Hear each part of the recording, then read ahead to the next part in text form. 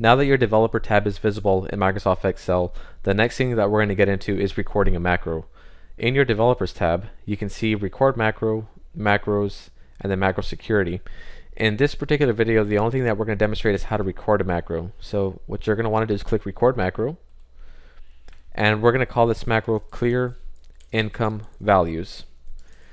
And then what we can do for the future is we can put in a shortcut key. That way, instead of having to go to macros and run the clear income values macro, you can run the macro using a shortcut. In this case, I'm going to use Control C, but we already know that Control C is already a reserved shortcut for copying. So by what VBA, or I'm sorry, what Microsoft Excel will do for you is put the shift in there. So by holding Control Shift and C, this macro will be called. And this is completely optional.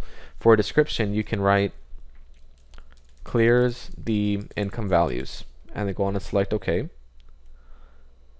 Now what we're going to do just for this macro is we're just going to select the income, these three cells. I'm going to go on and hit delete.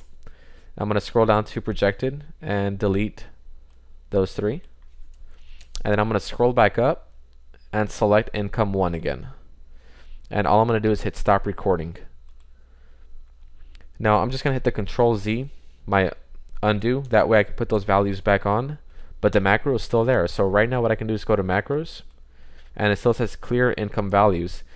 Now I can either run it manually through here by clicking run, or I can do Control Shift and C, and I'm going to do that right now.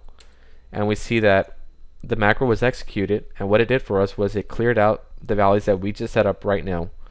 So I'm going to show you what that code looks like just briefly. I'm going to hit macros, clear income values, and click edit.